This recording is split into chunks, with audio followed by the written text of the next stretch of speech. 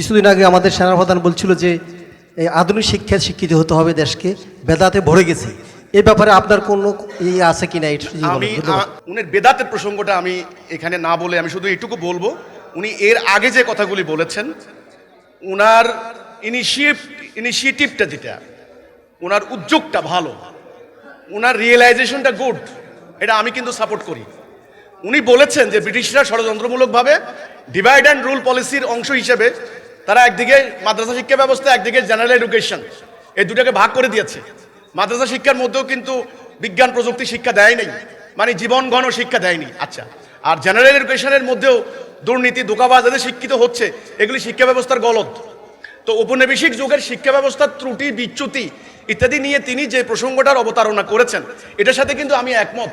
এবং তিনি যে রিয়েলাইজেশনটা করেছেন যে না, এ ধরনের একটা সমন্বিত শিক্ষা ব্যবস্থার দরকার আছে। একদিকে আমাদেরকে দেশ দুনিয়া বাস্তবমুখী শিক্ষা লাগবে, আরেকদিকে আমাদের মোরাল ভ্যালুজ, যেটা নীতি নৈতিকতা, দিনই শিক্ষা, সেটাও আমাদের লাগবে।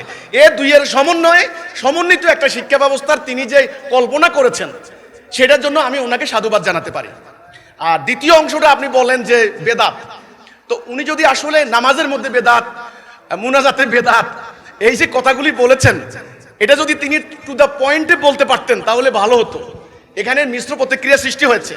আমি মনে করি আমাদের শরীয়তে যে বিষয়গুলি আছে, বেদাত, সমস্ত দলালা, এটাও আমাদের এই মানে খতিব সাহেবরাও পড়েন জুম্মার দিনে, কুল্লু বেদাতুন দলালা, আপনারা জানেন সমস্ত দলালাতে হচ্ছে পথভ্রষ্টতা, জাহান্নাম।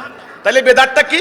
বেদাতটা হলো শরীয়তে আল্লাহ রাব্বুল আলামিন যেটা প্রেসক্রাইব করেছেন, প্রিসাইজ করেছেন, সেটার মধ্যে যদি নতুন কিছু সংযোজন করা হয়, সেটার নাম বেদাত। তা আমি বলবো সবচাইতে বড় বেদাত হচ্ছে এই রাষ্ট্র ব্যবস্থায় ব্রিটিশের দেওয়া ব্যবস্থা দিয়ে রাষ্ট্র পরিচালনা করা, এর থেকে বড় বেদাত আর নাই।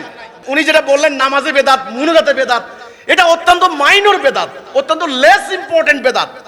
আমাদের মাননীয় মানে সেনাপ্রধান মহোদয়, আমি মনে করি ওনার এই জায়গাটার চিন্তা শক্তিটা আরেকটু ওয়াইড পরিসরে করলে ভালো হতো। এটা আমার বক্তব্য। আপনাকে ধন্যবাদ।